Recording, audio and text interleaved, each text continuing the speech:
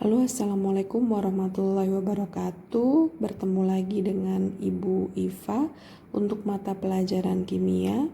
Untuk pertemuan hari ini, Ibu akan membahas mengenai konfigurasi ion. Di sini sudah Ibu tuliskan cara penentuan konfigurasi ionnya. Ya, jadi ion itu merupakan partikel atom yang bermuatan ya. Muatannya ada yang bermuatan positif dan juga ada yang bermuatan negatif ya. Kalau bermuatan positif itu artinya melepaskan elektron. Sedangkan kalau yang bermuatan negatif itu artinya adalah menyerap elektron.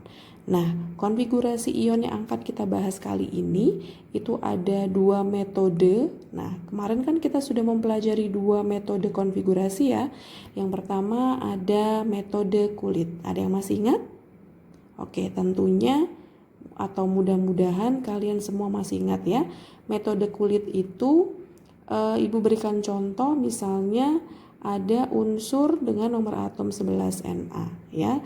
Sekali lagi bahwa yang dilakukan konfigurasi itu adalah nomor atomnya ya.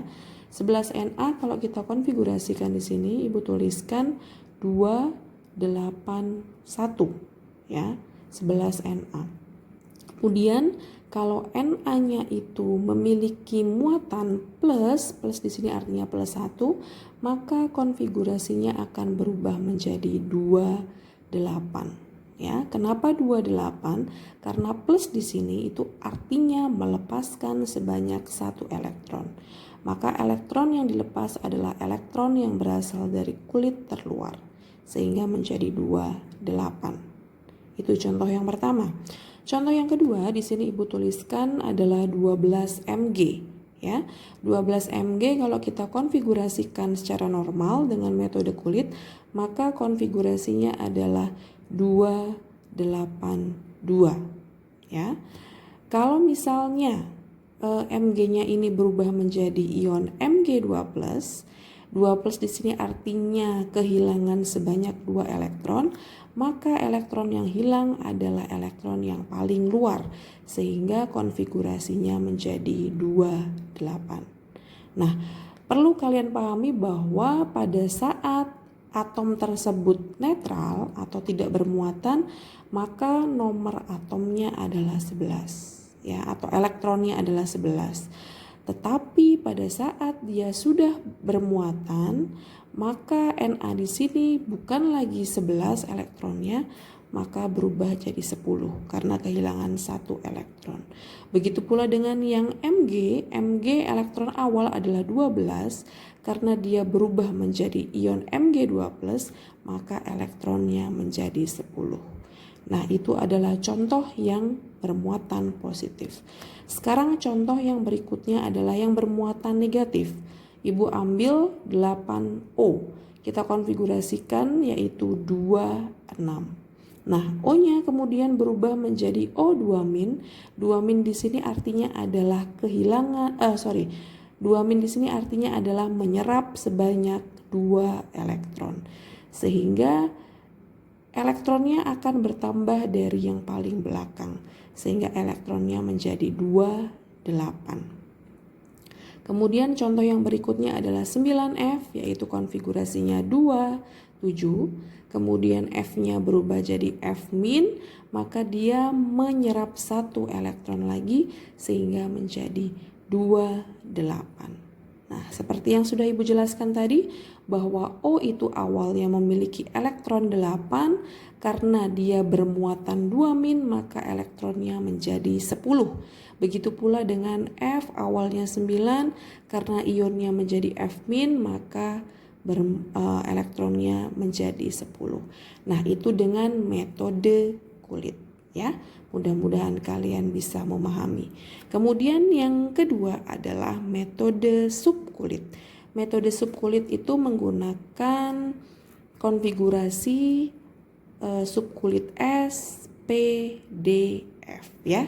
Masih ingat bahwa S itu adalah maksimumnya 2, P itu 6, D itu 10, dan F adalah 14 ya.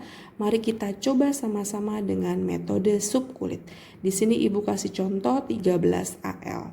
maka kita konfigurasikan 1S2, 2S2, 2P6, 3S2, 3P1 ya, jumlahnya 13 ya. Kok bisa 13? Ya dari sini 2 tambah 2 tambah 6 tambah 2 tambah 1. Nah kemudian AL-nya di sini berubah menjadi 3 plus. 3 plus tadi artinya adalah kehilangan sebanyak 3 elektron. Maka yang hilang elektronnya adalah yang paling luar ya. Antara S dengan P, walaupun P itu yang dituliskan paling belakang, akan tetapi perlu kalian ingat bahwa S itu akan terlepas terlebih dahulu, sehingga karena dia kehilangan 3 elektron, maka yang hilang dulu adalah S dulu sebanyak 2 elektron. Karena masih kurang satu lagi, mengambil elektronnya P1 lagi, sehingga konfigurasi yang baru menjadi 1S2, 2S2, 2P6. Jadi elektronnya menjadi 10 ya. Kemudian contoh yang berikutnya adalah 17Cl. Konfigurasinya 1S2, 2S2, 2P6, 3S2, 3P5. Jumlahnya 17. Cl-nya bermuatan negatif. Negatif di sini artinya bertambah 1 elektron ya. Ingat yang bertambah juga adalah elektron yang paling luar ya. S dengan P yang paling luar itu S, tetapi kenapa S itu tidak bertambah? Karena S-nya sudah maksimum 2. Kalau sudah maksimum maka dia akan bergeser ke elektron yang berikutnya yaitu P. P bertambah 1, karena P ini belum penuh maka boleh dilanjutkan lagi dengan menambahkan 1 elektron lagi, sehingga konfigurasi elektron yang baru adalah 1S2, 2S2, 2P6, 3S2 dan 3P6. Nah, ini adalah cara konfigurasi elektron dengan metode kulit maupun subkulit untuk pembahasan konfigurasi ion. Seperti itu, mudah-mudahan kalian bisa mengikuti dengan baik ya. Oke, yang berikutnya adalah Ibu berikan tambahan sedikit catatan, yaitu tentang penyederhanaan konfigurasi elektron. Nah, pada pertemuan yang sebelumnya, yang sudah Ibu jelaskan adalah konfigurasi dengan cara yang utuh. Ya, dengan cara yang penuh kita tuliskan dari awal dari 1S2 sampai ke belakang gitu ya. Kita bisa menyederhanakan konfigurasi elektron tersebut dengan metode atau dengan menggunakan bantuan gas mulia. Gas mulia itu terletak pada unsur golongan 8A ya. Ciri-ciri gas mulia itu apa? Kalau misalkan kita konfigurasikan, maka elektron yang terakhir adalah 8. 8 itu merupakan elektron yang paling stabil. Nah, seperti itu. Jadi gas mulia itu yang pertama ada urutan ini dulu ya. Ibu terbalik tadi menuliskannya 2He, kemudian 10Ne, 18Ar, 36Kr, 54Xe dan 86Rn. Nah, sekarang bagaimana cara mengaplikasikan ya penyederhanaan konfigurasi elektron dengan gas mulia. Oke ya. Ibu tulis ulang bahwa tadi 2He, kemudian 10Ne, kemudian 18Ar, kemudian 36Kr, 54Xe dan 86Rn ya. Jadi kalau kita menggunakan ini, nah kita tidak usah memulai dari 1S lagi gitu ya. Tapi kalau kita menggunakan 2He, berarti kita langsung mulai dari 2S. Ya. Kalau 10Ne kita mulai dari 3S. Kalau 18Ar kita mulai dari 4S. Kalau 36Kr kita mulai dari 5S. kalau 54 6S, dan yang terakhir kalau 86 kita mulai dari 7S. Nah, caranya seperti apa sih gitu ya? Nah, kita buktikan misalnya ada konfigurasi atau nomor atom unsur apa ya? 35 BR ya. 35 BR. Nah, kita tidak usah memulai dari 1S, 2S, itu akan lama. Walaupun itu pun tidak salah, tidak apa-apa. Tetapi kita bisa menggunakan bantuan dari unsur logam mulia ini.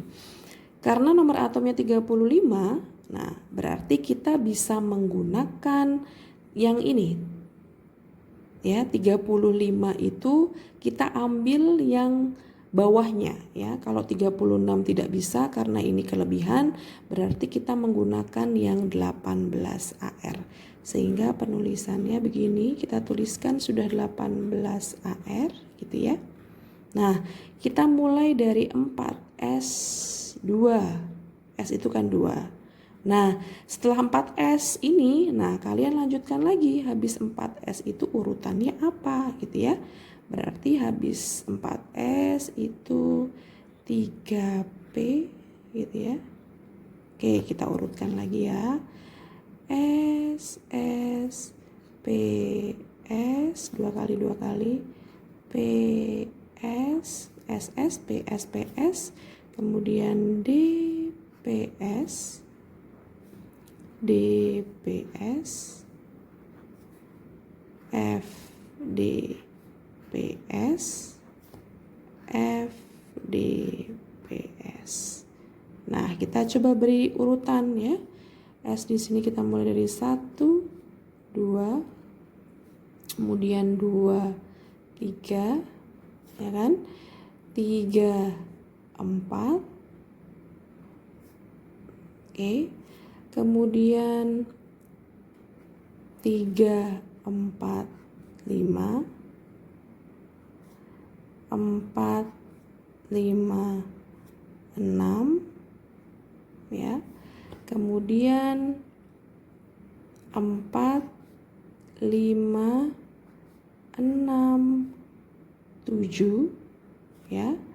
5, 6, 7, 8. Nah, ini dia urutannya. Oke.